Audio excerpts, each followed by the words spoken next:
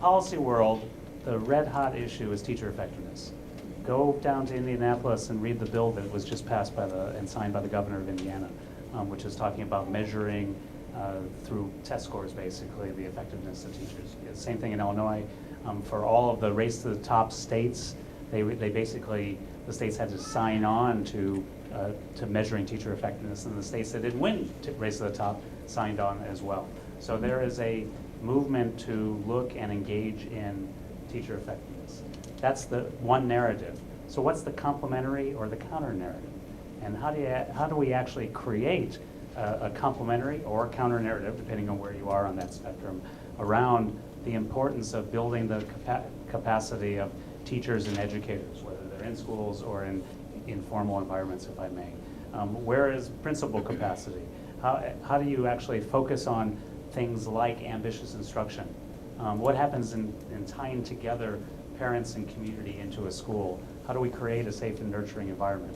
For those of you who know the Consortium on Chicago School Research, those are the 5 essential supports. But it's an interesting way to think about what's the framework, what's the rubric that provides the opportunity to express the narrative that's complementary or counter to the current narrative. And without it, it's whining. What I'm really compelled by, Paul saying that this is really a policy issue, and where do you find the hook in terms of policy?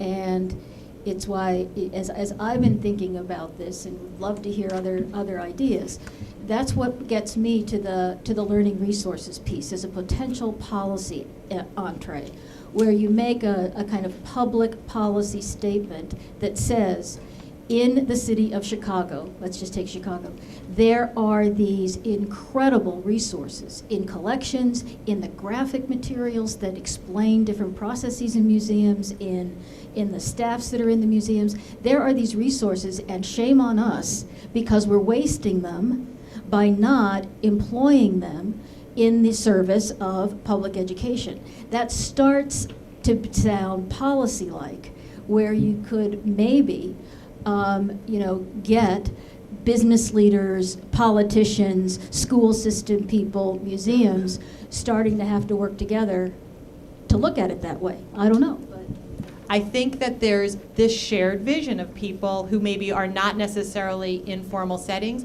who can ally with teachers who have that vision.